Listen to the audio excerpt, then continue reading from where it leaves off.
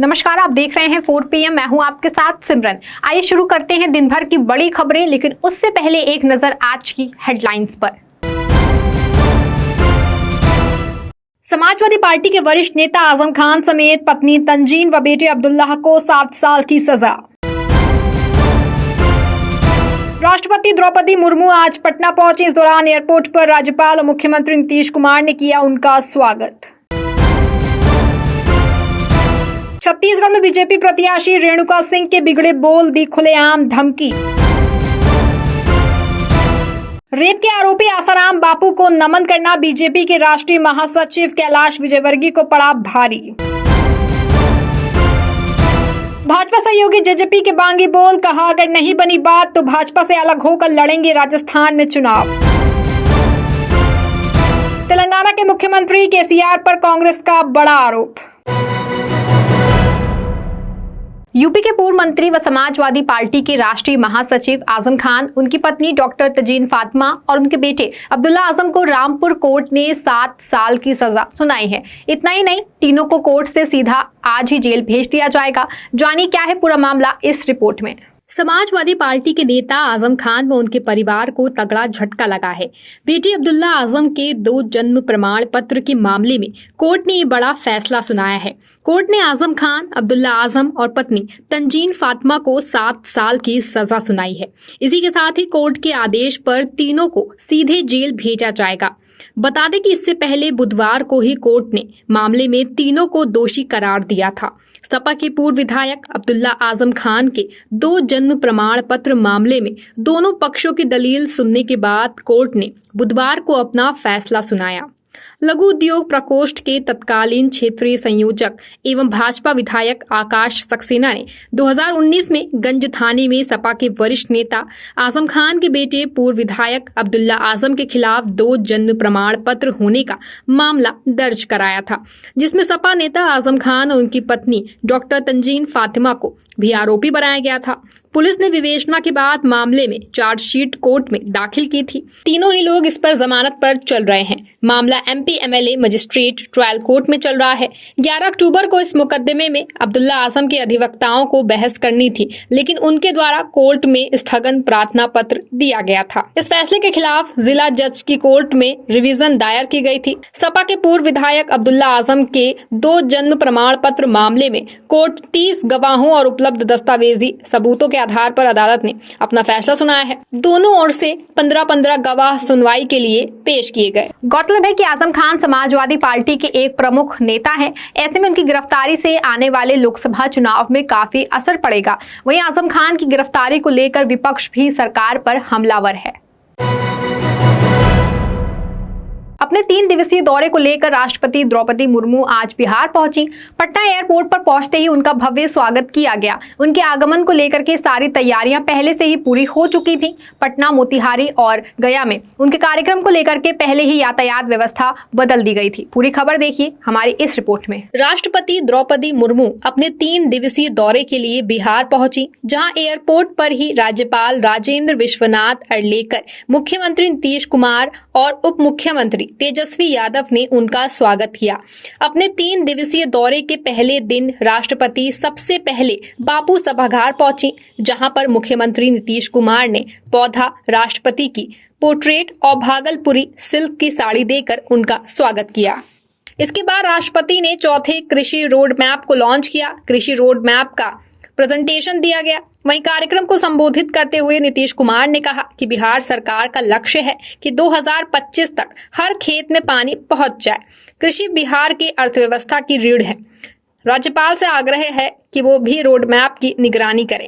नीतीश कुमार ने बिहार के राज्यपाल से कहा कि आप तो इधर उधर घूमते ही रहते हैं, हम तो आपसे भी आग्रह करते हैं कि कृषि रोड मैप का जो काम होता है तो आप भी देखें कि ठीक से हो रहा है कि नहीं। कहीं कुछ होगा तो संबंधित विभाग को भी बता दीजिएगा। राज्यपाल से हंसते हुए नीतीश कुमार ने कहा कि अरे मेरा बतवा मानिएगा ना। बता दें कि इस दौरान बापू सभागार में करीब 22 किसान समेत स्वयं सहायता समूह की महिलाएं मौजूद रहीं। गौरतलब है कि राष्ट्रपति द्रौपदी मुर्मू का ये दौरा इसलिए भी अहम माना जा रहा है क्योंकि वो राष्ट्रपति बनने के बाद पहली बार बिहार आई हैं। इसको लेकर के काफी दिनों से बिहार में तैयारियां चल रही थी। विधानसभा चुनाव जैसे जैसे नजदीक आते जा रहे हैं वैसे नेताओं के विवादित बयान भी सामने आ रहे हैं।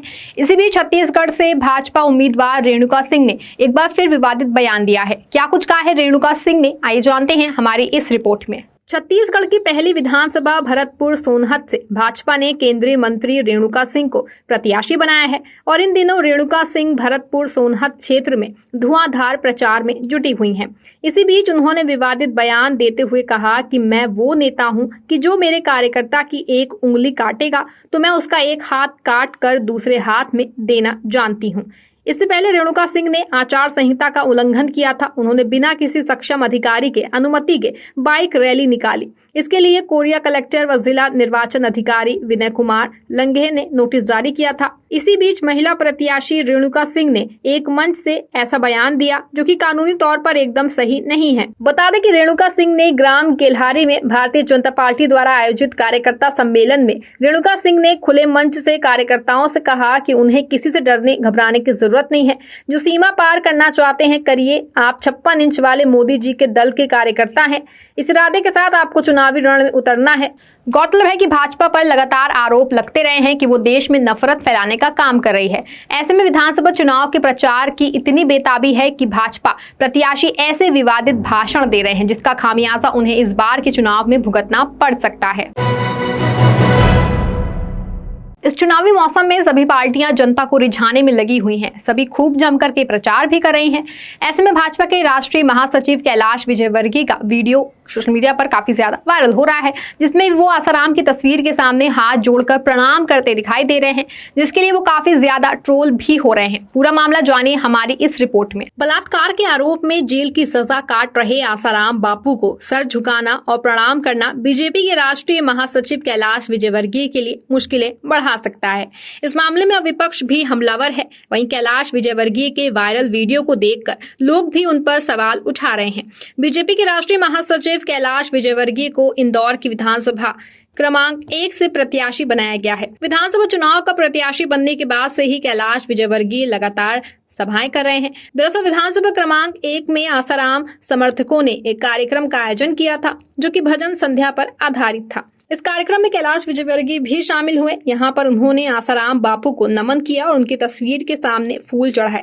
इतना ही नहीं, यहाँ पर कैलाश विजयवर्गीय ने भजन भी गाए। कैलाश विजयवर्गीय का ये वीडियो और फोटो वायरल होने के बाद अब बीजेपी के नारी सम्मान को लेकर सवाल उठने लग गए हैं। गौरतलब है कि मध्य प्रदेश में विधानसभा चुनाव होने ही वाले हैं। भाजपा लगातार नारी शक्ति की बात करती है। ऐसे में भाजपा के ही नेता का ये वीडियो जो है वो सामने आया है और ये सवाल खड़े कर रहा है कि यदि भाजपा द्वारा ऐसे बलात्कारियों को सम्मान दिया जाता रहा तो देश में बेटियों को न्याय कैसे मिलेगा। राजस्थान विधानसभा चुनाव की तारीखों के ऐलान के बाद से ही पार्टियां अपने अपने प्रत्याशी घोषित कर रही हैं। ऐसे में कई पार्टियों में टिकट बंटवारे को लेकर भी आपसी नाराजगी चल रही है। अभी भाजपा खुद के प्रत्याशियों को संतुष्ट नहीं कर पाई है कि हरियाणा बीजेपी की सहयोगी जेजेपी ने भी राजस्थान भाजपा से 30 सीटों की मांग कर दी है। क्या है पूरा मामला, आइए जानते हैं हमारी इस रिपोर्ट में। राजस्थान विधानसभा चुनाव में पार्टियों ने अपने प्रत्याशी घोषित करना शुरू कर दिया है। इसको लेकर काफी जगह विरोध भी झेलना पड़ रहा है। अब भाजपा के लिए एक नई मुश्किल पैदा हो गई है क्योंकि हरियाणा में भारतीय जनता पार्टी की सहयोगी पार्टी जननायक जनता पार्टी यानी कि जेजेपी राजस्थान विधानसभा चुनाव में भाजपा गठबंधन के साथ 30 सीट की मांग कर रही है। 20 अक्टूबर को जननायक जनता पार्टी के अध्यक्ष दुष्यंत चौटाला भरतपुर आएंगे और रोड शो पर जनसभा को संबोधित करेंगे। जेजेपी पार्टी ने ऐलान किया है कि राजस्थान में भाजपा के साथ गठबंधन करने की कोशिश की जा रही है। अगर बीजेपी के साथ गठबंधन होता है तो ठीक, और गठबंधन नहीं होता है तो भी पार्टी अकेले ही भरतपुर विधानसभा से हमारी पार्टी चुनाव लड़ेगी। जाहिर है कि एक तरफ भाजपा में ही टिकट बंटवारे को लेकर आपसी रार मची हुई है और अब जेजेपी का इस तरह का ऐलान भाजपा को और भी मुश्किल में डाल सकता है, क्योंकि अगर ऐसे ही भाजपा के आपसी गुटों में रार चलती रही तो इसका सीधा फायदा कांग्रेस को ही होगा। चुनावी बिगुल बजते ही पक्ष विपक्ष ने एक दूसरे पर आरोप लगाने शुरू कर दिए हैं। अब कांग्रेस ने आरोप लगाया है कि तेलंगाना के मुख्यमंत्री के चंद्रशेखर राव की चुनाव में धन बल और शराब के इस्तेमाल के बगैर चुनाव जीतने की क्षमता नहीं है। क्या है पूरा मामला, आइए जानते हैं इस रिपोर्ट में। तेलंगाना समेत देश के 5 राज्यों में विधानसभा चुनाव की घोषणा के बाद सभी राजनीतिक दलों के बीच जुबानी जंग तेज होती जा रही है। अब कांग्रेस ने आरोप लगाया है कि तेलंगाना के मुख्यमंत्री केसीआर के चुनाव में धन बल और शराब के इस्तेमाल के बगैर चुनाव जीतने की क्षमता है ही नहीं। कांग्रेस ने मुख्यमंत्री के चंद्रशेखर राव पर निशाना साधते हुए दावा किया है कि उनने मतदाताओं को लुभाने के लिए कैश या शराब का उपयोग किए बिना चुनाव का सामना करने की हिम्मत नहीं है। दरअसल तेलंगाना शहीद स्मारक पर एक ऐसा दृश्य देखने को मिला जो चर्चा में है। अब राज्य कांग्रेस प्रमुख रेवंत रेड्डी को हिरासत में ले लिया गया है। इसकी वजह थी कि रेड्डी ने मुख्यमंत्री के चंद्रशेखर राव को स्मारक पर जाकर उनके साथ ये शपथ लेने की चुनौती दी थी कि चुनाव में उनकी पार्टी कैश या शराब का उपयोग मतदाताओं को लुभाने के लिए नहीं करेगी। दरअसल राज्य में चुनाव की घोषणा हो जाने के बाद मतदान से पहले बेहिसाब नकदी और शराब बड़े पैमाने पर पकड़ी जा चुकी है। इसी बीच आरोप प्रत्यारोप का दौर शुरू हुआ है। आदर्श आचार संहिता लागू होने के बाद महज 8 दिनों में 130 करोड़ रुपए की नकदी समेत अन्य चीजें बरामद की जा चुकी हैं। गौरतलब है कि चुनावी माहौल में भारी भरकम कैश और शराब के पकड़े जाने से पूरे राज्य में इसकी चर्चा है और आरोप लग रहे हैं कि पार्टियां इसका इस्तेमाल चुनाव को जीतने के लिए कर रही हैं। इस बुलेटिन में आपके लिए बस इतना ही। ऐसी बड़ी तमाम खबरों से जुड़े रहने के लिए देखते रहें 4 PM। धन्यवाद।